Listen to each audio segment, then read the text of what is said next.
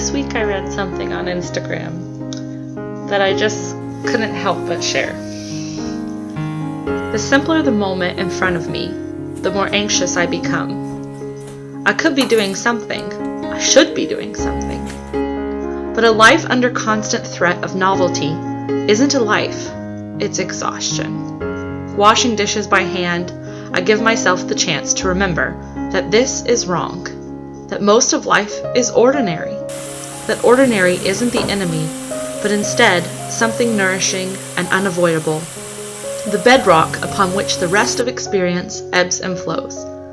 Embrace this, the warm water, the pruned hands, the prismatic gleam of the bubbles, and the steady passage from dish to dish to dish, and feel, however briefly, the breath of actual time, a reality that lies dormant and plausible under all the clutter we pile on top of it.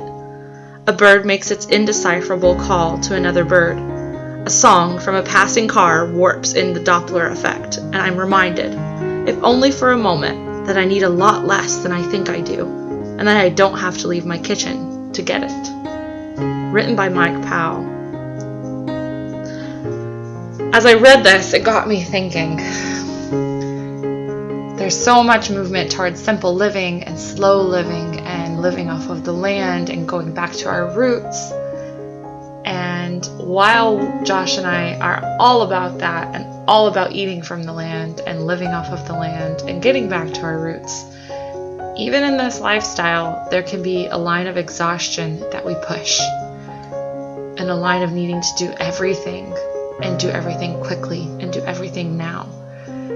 And part of me so badly wants winter to be over because there's less sunlight and it's darker and it's cold outside and it pushes you inside and it limits what you're able to do. But then I started to think and realize this winter, seasons are given to us for a purpose. There's a need for rest and a need for our bodies to recuperate from the busyness of summer. There's a need for our minds to be able to sit and just stare at a fire, because in the boredom, creativity springs to life and quietness. Now, this is not an invitation to laziness, and I'd be the first to take that invitation because it's much easier to sit and do nothing a lot of the time. But it's an invitation to slow down, an invitation to enjoy washing your dishes, or an invitation to not have to hurry and go to something else. In the season, a lot of us are at home a lot more than we used to be. We have a lot less activities and commitments, but it's still easy to speed it back up and continue doing way too many things. And I like what he said, that most of life is ordinary, and that ordinary isn't the enemy. This is not about giving up all of your TV time and putting away all modern conveniences and only eating homegrown food. Josh and I still like the occasional McDonald's splurge. And we definitely still watch TV sometimes. But it's being present in the moment that you're in. And it's recognizing that small, simple things are what make up most of life. And if we're constantly pushing through washing the dishes to get to the cup of tea, to then get to the evening event, we're oftentimes missing the very moment that we're in.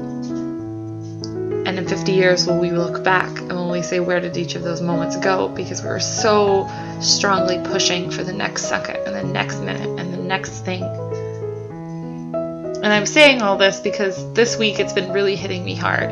Home takes time. I love being at home and I love building our homestead, but it takes time. And if I'm so focused on gotta get to the next thing and improve the next thing and build the next thing and create the next thing, I miss what's already there. So I invite you to stop trying to one-up yourself.